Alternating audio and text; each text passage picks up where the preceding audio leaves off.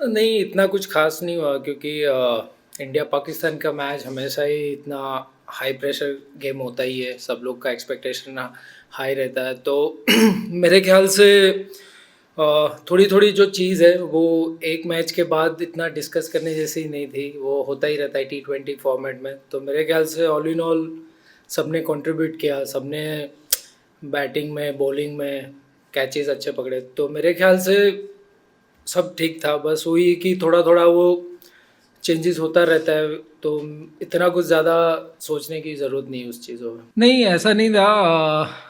Spinners ने भी अच्छी डाली, बट कभी कभी होता है कि आप अच्छी बॉलिंग डालते हो, विकेट नहीं मिलती, और कभी कभी फास्ट बॉलर इतना अच्छे बॉल नहीं डालते बट विकेट मिलती है। तो T20 फॉर्मेट वैसा ही है, फास्ट बॉलर को फुल टॉस में विकेट मिल जाती है, स्पिनर्स को छोटे बॉल पे मिडल नहीं होता, विकेट मिल जाए, ऐसे ऐसे होता रहता है। तो एज ए बॉलिंग यूनिट सबने अच्छा बॉल डाला, और जब जब हमें विकेट चाहिए था तभी फास्ट बॉलरों ने विकेट दिया। हार्दिक ने ब्रेक थ्रूज दिए, भुवी ने लास्ट में एक ओवर में 2 आउट किए। तो मेरे ख्याल से सभी ने कलेक्टिवली अच्छा परफॉर्मेंस किया। जैसे स्पिनर्स को विकेट नहीं मिला था, बट उनका काम था जगह पे, एरियाज पे रन लीक नहीं करने, क्योंकि कभी कभी ऐसा हो जाता है कि 15-20 रन अगर आप ज़्यादा दे देते हो तो वो भी आपको भारी पड़ सकता है।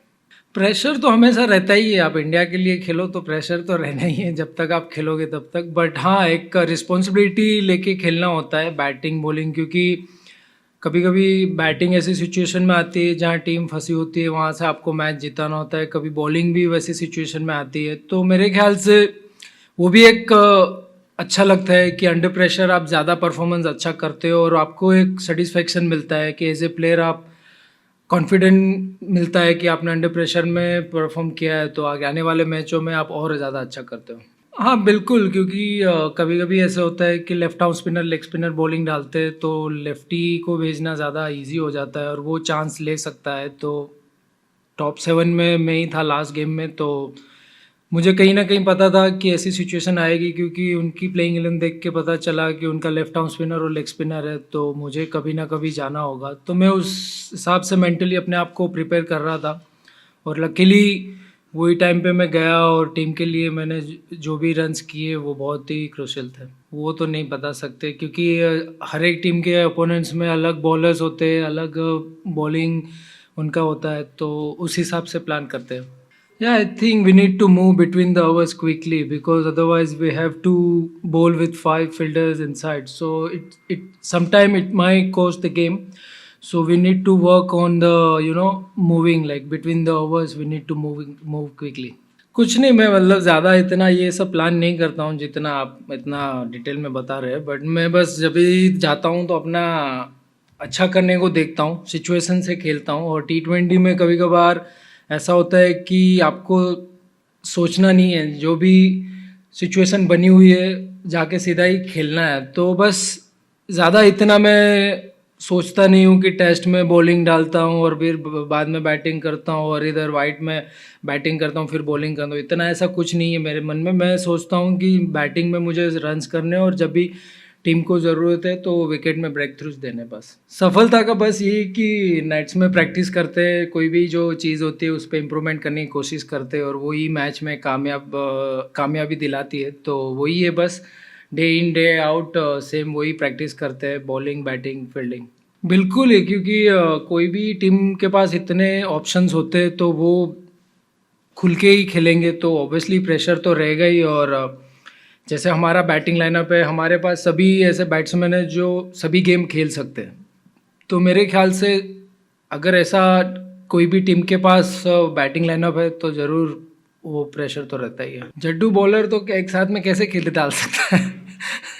नहीं, बिल्कुल ही, अगर सामने वाली टीम में ऐसा अगर कोई है तो वो T20 स्पेशली कहाँ कौन से एरियाज़ पे बैट्समैन खेलता है, कौन सा उसका स्ट्रॉन्ग जोन है, और कौन से एंड से डाल रहा हूँ, चाहे आउटफील्ड बड़ा है, तो वो सब चीज़ दिमाग में रख रख के बॉल डालने की कोशिश करूँगा।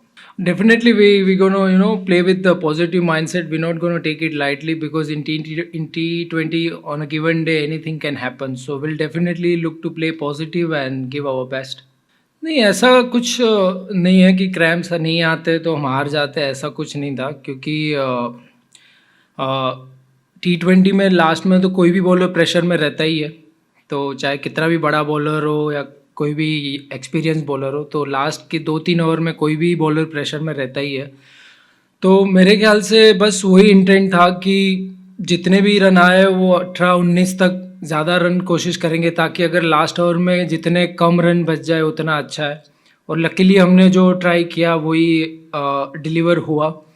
और नसीम साहब मतलब अच्छे यंग तेज़ बॉलर है, अच्छे, उनको पता है कि उनको कौन से एरियाज़ में बॉल डालनी है और कौन से बैट्समैन के अगेंस्ट क्या लाइन लेन डालनी है। तो मेरे ख्याल से उनके तीनों फास्ट बॉलर अच्छे थे, जो तीनों अच्छे एरियाज़ में बॉल डाल रहे हैं, तो इतना ईजी नहीं था।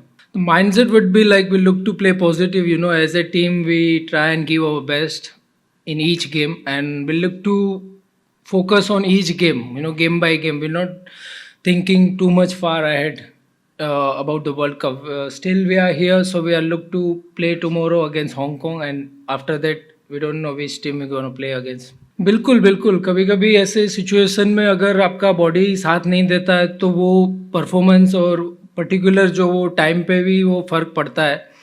बट हाँ, वेदर सबके लिए सेम है, ऐसा नहीं है कि कोई एक टीम के लिए अच्छा है और दूसरी टीम के अच्छा नहीं है। तो ये तो आपकी पर्सनल इंडिविजुअल प्रिपरेशन के ऊपर मायने रखता है कि आप कितना इतना वेदर गर्म है तो आप कितना पानी पीते हो, कितना फ्लूइड इंटेक करते हो, तो वो सब चीज़ के ऊपर है, वो आपका पर्सनल आपका लुक आफ्टर है। तो मेरे ख्याल से एज ए प्रोफेशनल क्रिकेटर सब लोग ध्यान रखते ही होंगे, बट कभी कभी प्रेशर सिचुएशन में आपका बॉडी नर्वस रहता है, तो उसकी वजह से भी क्रैम्प्स आने के चांसेस हो सकता है। ये बिल्कुल ही मुझे नहीं पता है, ये मेरी बुक के बाहर वाला क्वेश्चन है।